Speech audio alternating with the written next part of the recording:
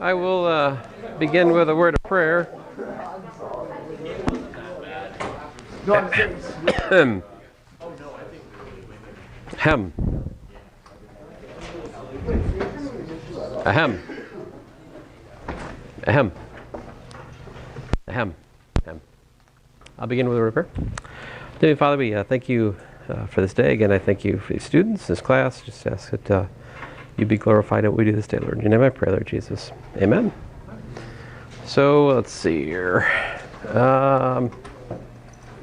What is today? Today is the 28th. Mission 5 is due Wednesday. All right. So, there is still time to get with your group and finish things up. Yep. For the mission, I think go Wednesday. We can make it due today. Oh, football. I don't acknowledge the existence of the sports ball, but so I guess we should turn it into my office earlier in the day then, if you can't make it here later. I mean, I'm willing to take them as late as class time, but you know, if you can't be here at class time to turn it in, don't turn it. I'm not going to be here, but you could turn it into my office, which is over there, like earlier in the day, or right before class is fine. Like, I mean, trying to think. I mean, I'm going to teach the other class from like 3:15 to 4:05. So as long as it's there before 4:05, I wouldn't count it late. But I think last time there was one of these bizarro events. The interdisc might have closed the doors earlier, so yeah.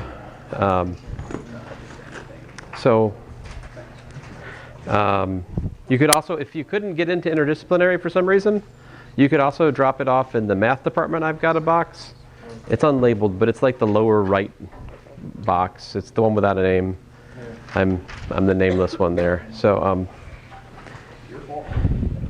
I know, I'm in exile. What can I tell you? It's my own stupid fault. I had a perfectly good wall I had an office with walls and a ceiling and a door, an actual door, and the third story, like across from the physics lab. You guys know where Dr. Joseph's office is, or was, now the home of Dr. Scambordis. That was my home, but I lost it. All right, anyway, let us get to work. So, example 1. That's why I'm not ahead. I was thinking I was ahead, but rats. Oh well. I guess I can speed it along here. So suppose you've got a coil, all right, and then you've got some wire loopity-looped around it. Oops, yeah, all right. All right, and I'm just, for illustrative purposes, drawing it this way. The current comes in here, loops around. Wait a minute. Let me not do that. So the current comes in here and it loops around. So the current's going like this. Current's coming this way every time. It's going up behind the thing, it's coming back down, right? And then the current comes out here. So this is called a solenoid. And we'd like to figure out what is the magnetic field in a solenoid. And let's assume that with n turns over the length L, so, or, well, AKA, you can use little n equal to n over L. This is sometimes called the turn density.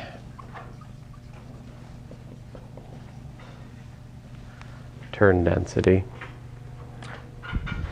So for example, if you had a coil and you wrapped 1,000 times around it with wire, right?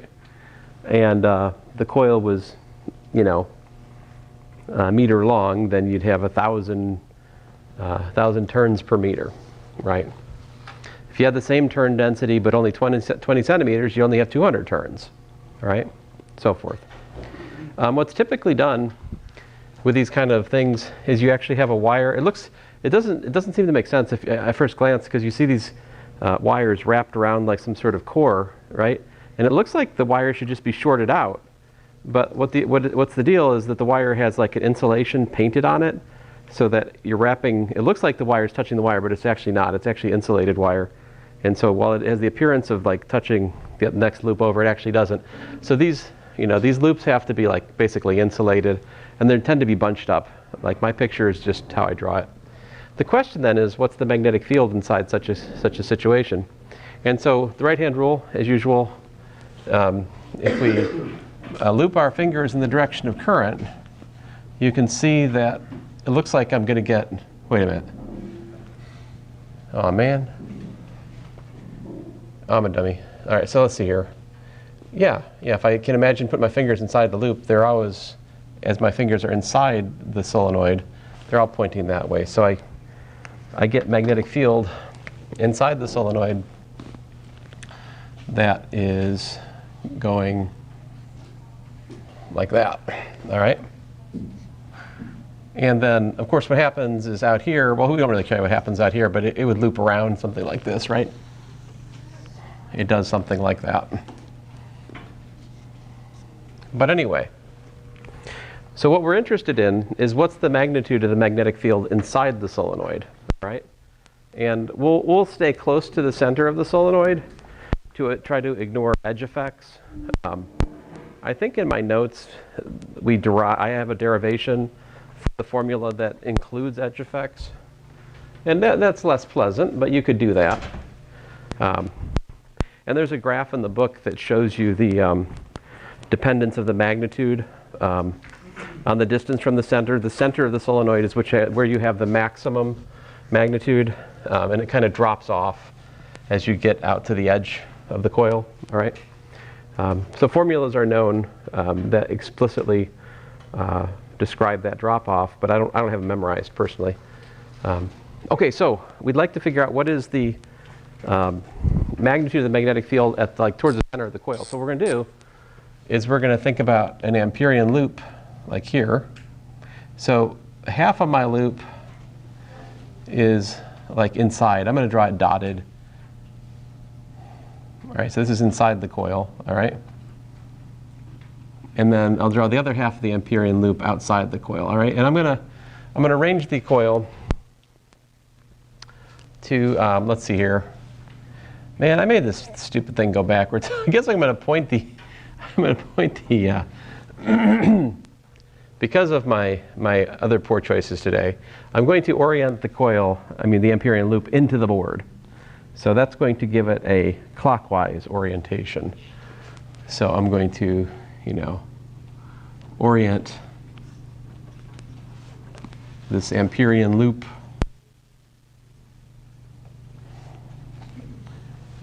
into the board. So I'm going to go clockwise. The reason I'm doing that, guys, is so that my integral of the magnetic field around the loop, it aligns with the direction of the B field. All right. So Ampere's law says what? It says that the integral around the Amperian loop, right, of B dot dl, well, it's equal to mu naught times the current enclosed. All right, but we need to break this down.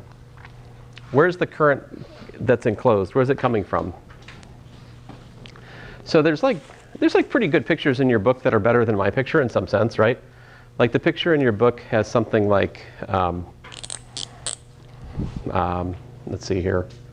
Well, let me forget about the book for a second. I'll come back to that in a minute, but let me just finish this example, then I'll disorient it and do it again. So there's 4 legs to the loop, right? There's 4 legs. And let's label them, yeah? We've got L1 down here, L2, L3, L4, right? And so like L2 goes up like this, L3 goes that way, L4 goes this way, right? So if we're close to the center of the loop, you should see that L2 and L4 definitely don't give us any contribution, right? So this integral breaks up into four integrals. The integral over L1 plus the integral over L2 plus the integral over L3 plus the integral over L4. All right, and that's equal to mu naught times the current enclosed. Now I'm going to call the length of this loop L. So like, if the length of the loop, like the length of L1 is L. Okay, you guys heard that too. Okay, very good, very good. As long as if it's just me hearing it, then it's more concerning. So mu naught times L times, well, N over L. So I mean, well, let me just say mu naught Ln. So Ln, this quantity right here, it's the length times the number of turns per length, right? What does that give me?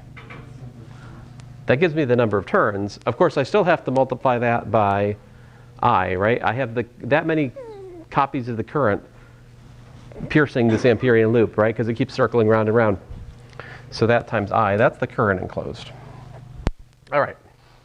So because we're near the center of the loop, from the directionality of the magnetic field, as shown to us by the Biot-Savart law in our previous work on the directionality of the magnetic field, we see that the integral over L2 and L4 is just what? These guys are 0, right? Notice that the magnetic field is perpendicular to those, right? So those don't give us any line integral. How about L3? Now technically speaking, this would not be equal to 0, right? It would actually give me some contribution, but that will be equal to 0 if we make an assumption, right? This is approximately equal to 0 provided what? Yes, the length is what? Is big compared to what? Compared to like the radius, right? So if the solenoid is very long, the magnetic field out there should be pretty small because it gets spread out outside of the coil. So that's approximately 0. And so what do we have? Well, we just have this guy. This is the only one that actually gives us an interesting contribution to the line integral around the Amperian loop. And if you'll allow me this short manga style calculation, then this would be B times L, where L is the physical length of the Amperian loop. All right.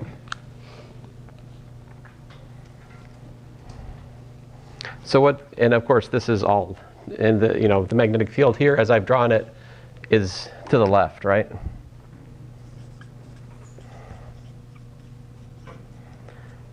As I've made this an evil left-handed example, which caused us to have the clockwise orientation for my Amperian loop, which is annoying, but there it is. So solve for B. What do you got? B equals to, apparently, mu naught N I. Where keep in mind, N is not the number of turns in the loop, it's the turn density. Turns per unit length. But that's it. If you want to have a larger magnetic field for a given current, you just increase the turn density. All right? Any questions so far? So let's try this example again, but let's make the current go the other way. So example 2, see if I can redo this.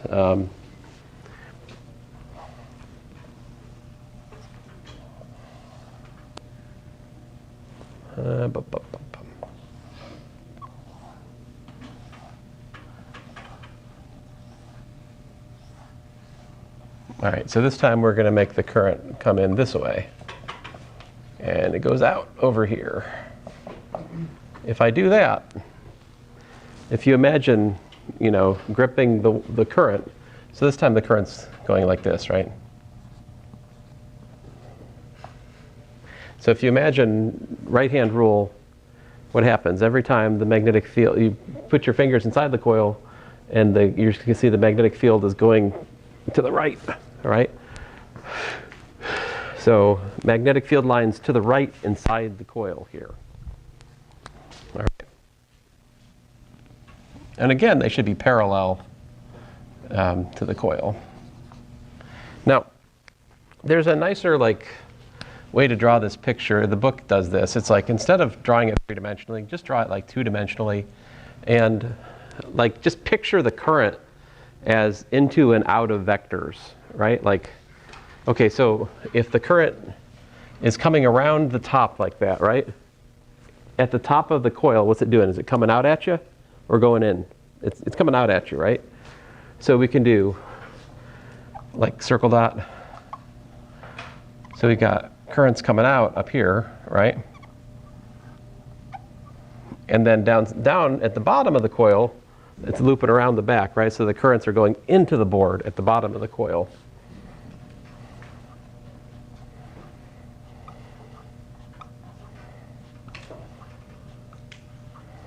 So now when I draw the Amperian loop, I can just see it, you know? If I do a loop like this, right? Then it's easy to see the current enclosed depends on, you know, just that.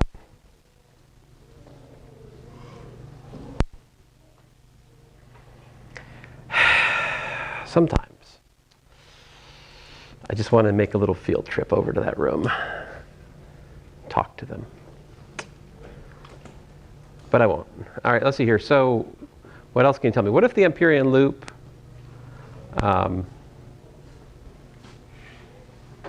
well, you can see why the magnetic field should be smaller too, right? What would happen if I make the Amperian loop go, instead of like this, but like this, then what would the situation be if I made a loop like that?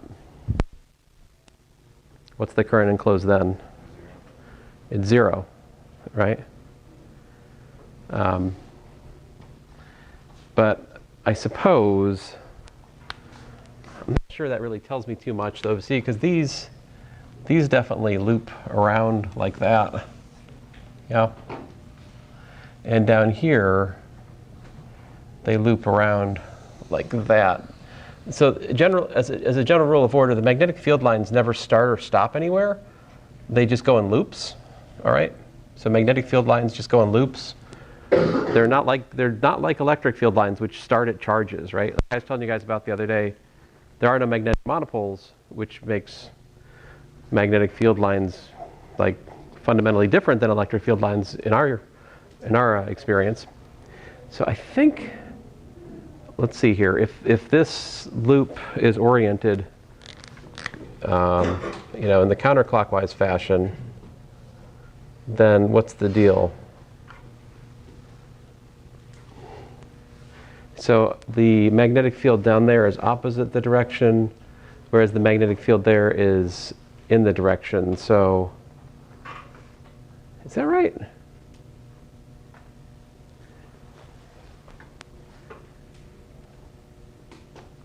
Funny.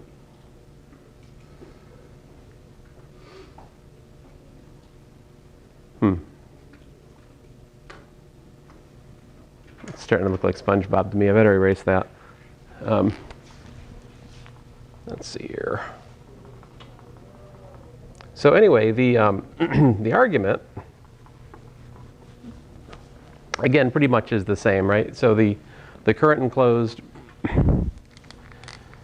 is, you know, the magnetic field's only 0 basically. Magnetic field is not equal to 0 down here, and it goes in this direction, right? So for basically the same reasons I discussed in the previous example, B dot L over the loop is simply equals to B times L and that's equal to mu naught times the current enclosed, which again is N times I times L, but then the L's cancel, and lo and behold, we get B is equal to mu naught NIL. All right, mu naught NI rather.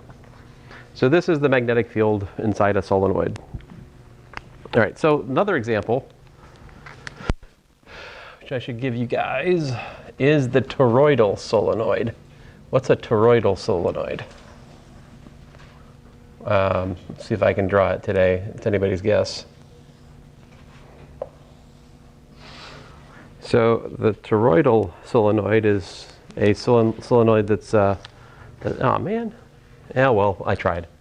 We'll see what happens. I don't know if this is going to work.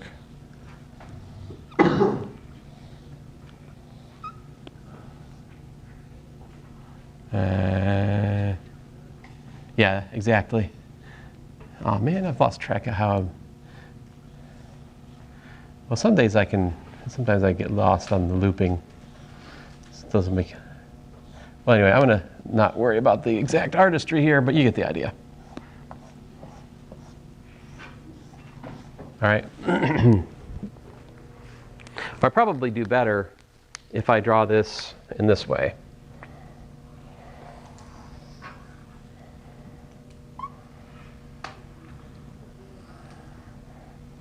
All right, something like that.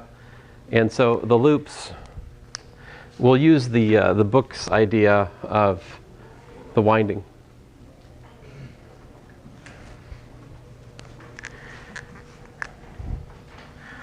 All right, so either the current is going like, you know, it's either all going in on the inside or it's all going, so let's just suppose that the loops, the current's oriented such that it's going in, like here.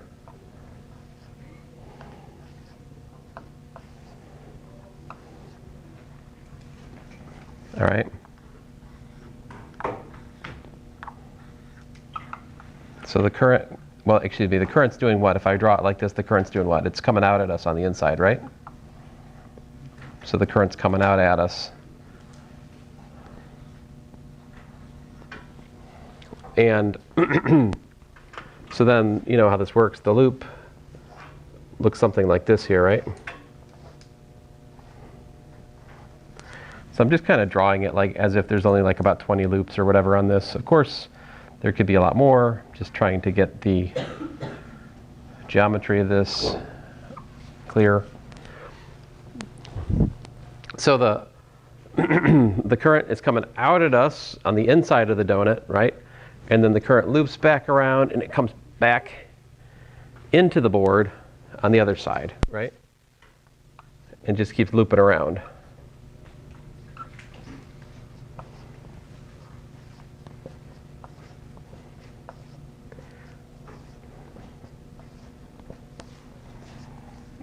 Now, you guys remember with the Gaussian surface, you have to draw a Gaussian surface which respects the symmetry of the problem. Otherwise, the Gaussian surface doesn't really tell you much anything, right? It was only if we had a symmetrical distribution of charge that Gauss's law was actually useful, right? Same thing is true here for Ampere's law. We do need like a current distribution which has a certain symmetry. Otherwise, we can't just multiply the magnetic field times like the length of the curve as appropriate to figure things out. But this is a nice example because it has such a symmetry, right? So if you think about it, which direction is the magnetic field going to be going? If you imagine, so the current's going in, let's see, it's going out of the board and then into the board. So let me think about this here. Coming, so it's, well, help me out. If this is on top, if we're looking at on top of the donut, right? If this is the top of the donut, which direction does the current go? It's got to go outward, right? Like this, right? It's coming out on the inside, it's circling around, and then back in. So it's going like this everywhere. Of course, you got to feed this thing. There's got to be a wire coming into it somewhere, but that's kind of irrelevant, so I'm not even trying to picture that. right? I mean, you got to feed it current somewhere here. And it's got to come back out somewhere just the same, right? So it's got to come in, and then back out again, right? The current just doesn't create itself in the toroidal solenoid. That's not how things work. If anyone tries to sell you one of those, you should politely say, no, thank you.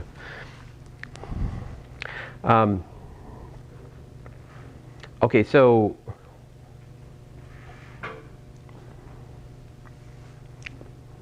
or you can ask them how many other people are in their multi-level marketing scheme, because if the answer is like, less than 5, it might be worth getting in at that point.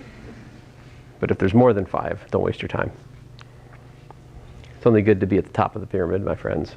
So where are we? So if the current's going out like that, if you can imagine gripping it, look, see, when my fingers are inside the solenoid, the same story everywhere, right? As my fingers hit the inside radius of the solenoid, they're always going like this, right? So we get magnetic field lines that are loops in the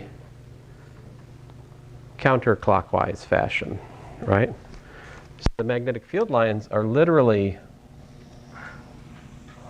loops in the counterclockwise fashion, I think I said. I don't trust myself. I have to check it again. Yeah, that's counterclockwise. All right.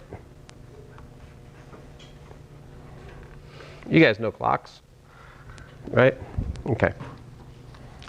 So what should we think of as Amperian loops for this example, for this toroidal solenoid?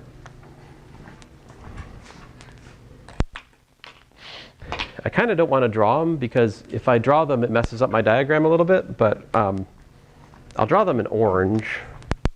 What happens if you put a Amperian loop inside the donut? Like in here, right on the axis of the donut, right? For that one, let's call that loop 1, L1. What's the integral B dot dl over L1? Mu naught I enclosed, right? So by the circular symmetry of the problem, the magnetic field must be in the circular direction, just like I learned it was inside the toroidal solenoid. So that means that this should be B times 2 pi r, where r is like, the distance from the center to the radius there, right? But that's equal to 0, because there is no current enclosed, right? So the magnetic field inside is what? B equals 0. Very good. What if I make my Amperian loop out here?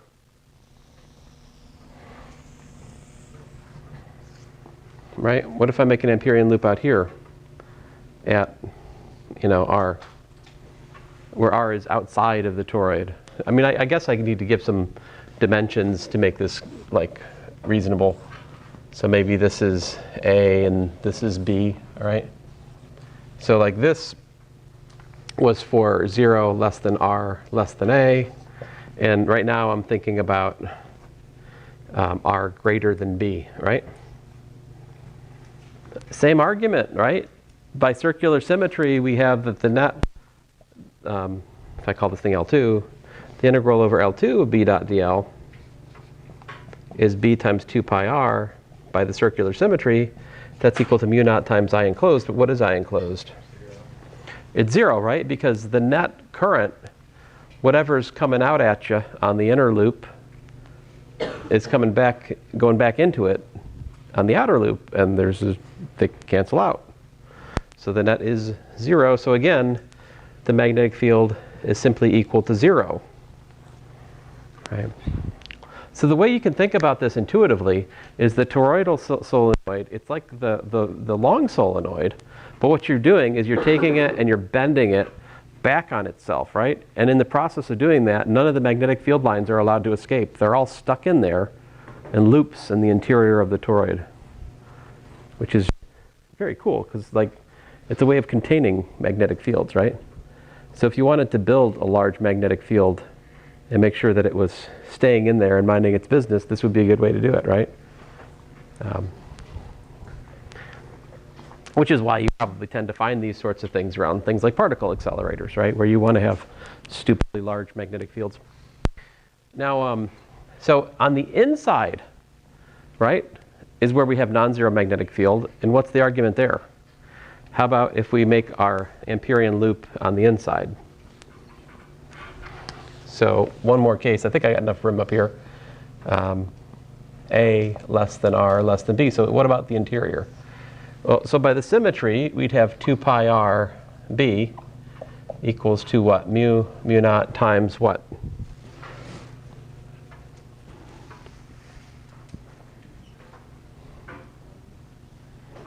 We could do the total number of turns, right? The total number of turns in the toroid times the current, right? That would be what we'd have, I think. Yeah. So total number of current turns, however many there are. In my case, 1, 2, 3, 4, 5, 6, 7, 8, 9, 10, 11, 12, 13, 14, 15, 16, 17, I think 18 for my dumb picture. So the total number of turns times I is the number of currents that pierce this Amperian loop. And there it is. So the formula here is B is equal to mu naught N I over 2 pi R. Right, in the direction I've indicated, right? Now you could write that in terms of turn density if you wanted, right? Then what would that change?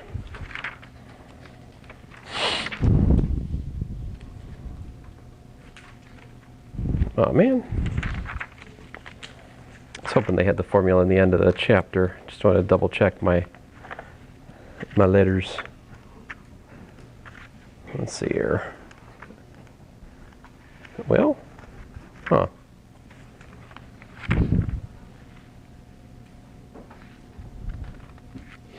I'm pretty sure this is an example in the book. I guess it just didn't make the, it didn't quite make the end of chapter formulas, you know? Yeah, this is example 28.10 on page 964. They've got a better picture of it there, but the formula, equation 2824 is mu naught Ni divided by 2 pi r, which is what we just worked out. So, yeah. Any questions? So these formulas matter to us in part because we'll soon be studying induction. And what's an inductor? An inductor is another circuit element that's kind of a close cousin to capacitors, right? Capacitors, what do capacitors do? They resist a change in what? Voltage, right? I never said that in here. You must have heard that somewhere else. You've been cheating on me. But I'll accept it. This is an open relationship. All right.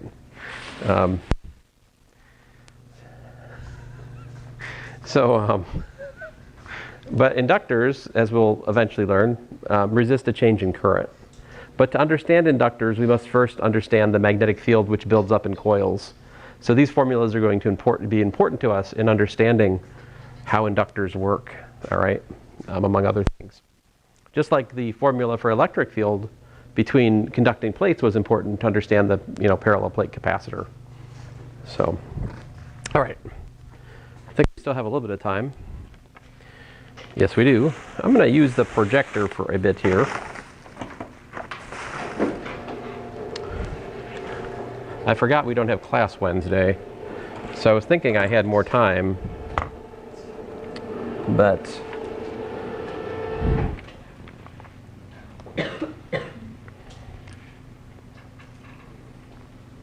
let's see here.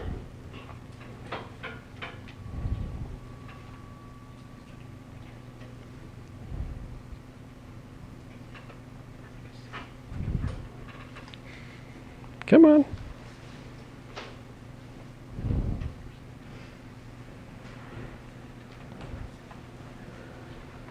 So the argument for the the magnetic fields outside of the solenoid zeroing out, there's twofold things that are going on. The one is symmetry. The other is the assumption that it's very long. Let's see here. I think I said that already. Let's go to Faraday's law. What is Faraday's law?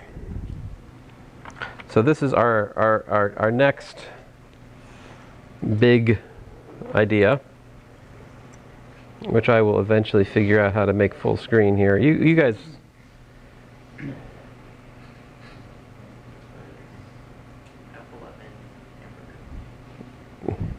FN hamburger? What was it? What did you guys tell me? Hamburger. Where's the hamburger? Man, we've been through this before. I've forgotten my hamburgers.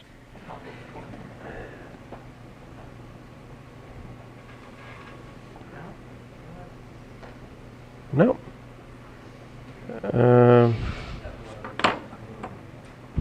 Uno momento. Just a second. It's giving me the insecure download nonsense again. I need to go to my folder and just open the notes directly. But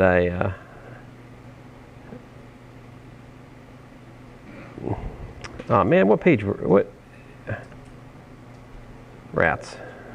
I chose poorly. Nope, still chose poorly. All right, let's try this again. All right, we found it. We're good. All right, so Faraday's law is our last and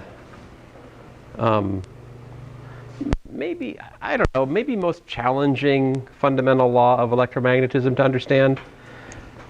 So let me just try to set the stage for us here. We've up to now been studying electrostatics, which involves unchanging electric fields. And then we've been studying magnetostatics for the last bit, which involves unchanging magnetic fields. See, the currents that we've considered have been steady currents. I've insisted that they be steady currents. If the current is not steady, if the current's changing, then the magnetic field would also be changing. We would have left the realm of magnetostatics.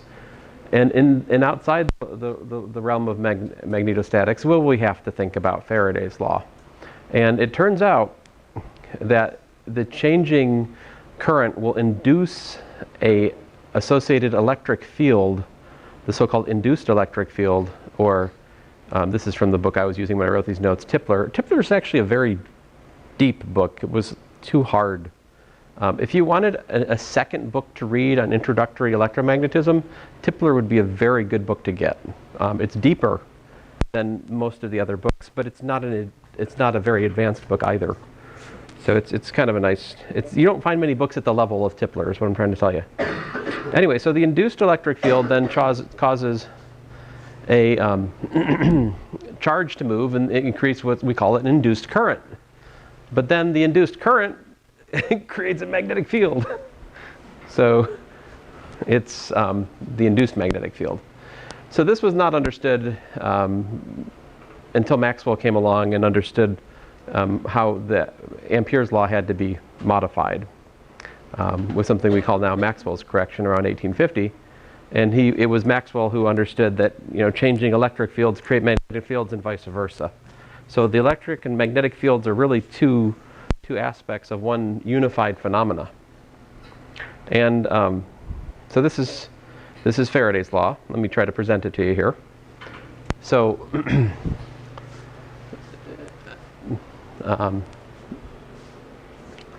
so the induced current, it gives rise to a voltage which is called the EMF, the electromotive force, which is not actually a force, but anyway. So the Faraday's law involves the magnetic flux. So we've looked at electric flux in here, but we haven't really looked so much at magnetic flux unless you watched the help session, right? I worked out some problems there on calculating magnetic flux. It's the same song and dance as electric flux. So you have to calculate the number of field lines that go through the surface. All right. And if S is a closed surface, then we know the magnetic flux is 0 because there's no magnetic monopoles. But if it's not a closed surface, you could have a non-zero flux. And in fact, that flux, it could be a change-in. And that's where it gets interesting. So I'm getting ahead of the story. This is just a simple, by the way, if the magnetic field's constant, you can calculate the magnetic flux as magnetic field dot the area vector, right? So for instance, if the magnetic field was like parallel to the surface, you get zero flux. If the magnetic field's directly perpendicular to the surface, the flux is just the magnetic field times the area. This is not new. I'm just saying the same things I said before for electric fields, for magnetic fields now. Faraday's law states the following. If we have a simply connected surface S bounded by some curved boundary of S, the magnetic flux is the flux of the magnetic field through S, all right? So phi B is the surface integral of the magnetic field over the surface. Then the electromotive force, the voltage generated around the curve C, is given as follows. The voltage is given by minus the derivative of the magnetic flux with respect to time. All right. And the minus, you could basically say the minus is Lenz's law. Lenz's law helps us to understand the direction of the induced current as it relates to the change in the magnetic field. Basically, the deal is that the induced current has to be induced in such a direction that it works to maintain the status quo for the magnetic field. So if like your magnetic field is originally going up, all right, and it's decreasing that magnitude, then the induced current will go in such a way to try to build the magnetic field back up again. So the induced magnetic field works to maintain a constant magnetic field. All right, so like this is Lenz's law. We're going to look at tons of examples of it. So if you don't understand yet, that's okay.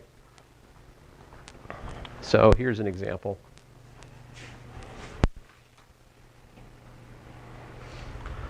Suppose k hat points out of the page, and the magnetic field is given to be alpha t squared k hat.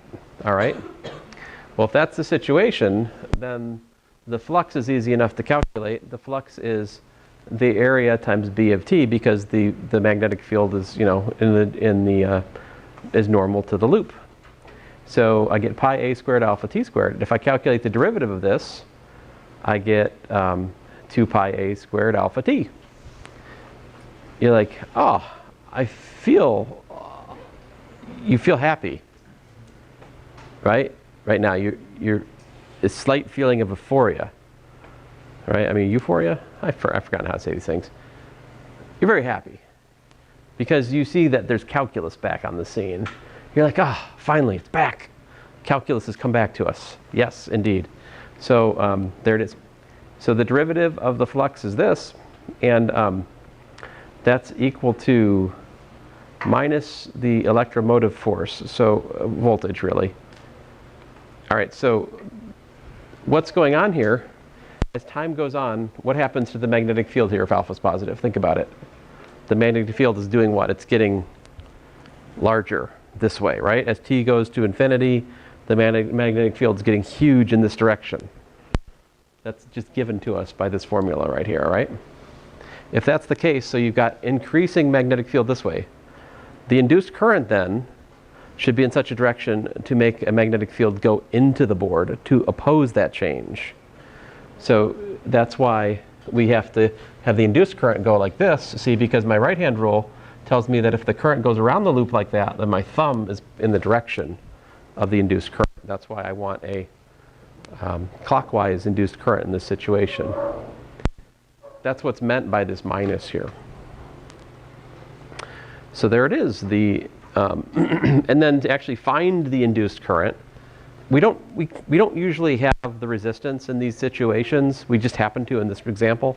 Like I straight up told you, there's a resistance. The net resistance of the loop is right there. So if we have that, then we know voltage divided by resistance gives us the current, right? So the induced current here would be that, and it would be a clockwise current.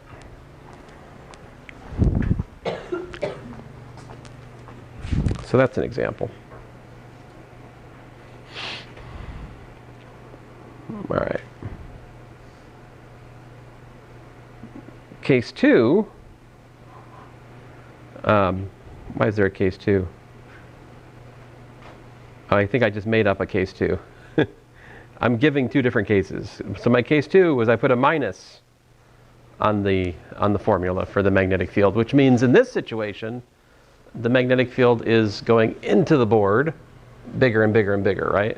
Which means that if it's increasing the magnetic field into the board, is given, the induced current should be going in such a direction to make magnetic field go out of the board. So that's why my induced current goes in the counterclockwise fashion this time. See my right hand rule? I loop around, my thumb points in the direction of the induced current, which is out of the board, opposite to the increased magnetic flux into the board in this part of the example. The calculus is pretty much the same, except that I end up with a plus this time, corresponding to the fact that the induced current goes in the counterclockwise fashion. So, see if I have another nice example for us before we have to part today. Yes, we're not usually given a nice loop with a specific resistance. Usually the resistance of the loop is unknown. I'm giving this particular example resistance given to make you feel better. Because if we can apply Ohm's law, it becomes more real to electrical engineers. Yeah. Because it's a circuit, and circuits are real. Not like electric and magnetic fields, which are just made up things that we teach you in Physics 232. Okay, I'm joking a little bit, but what's this? Ooh. What's this thing? Okay, so what I'm saying is usually the whole wire has resistance, so you should think about it as like one big resistor just kind of in a loop, right? The whole wire is the resistor, typically.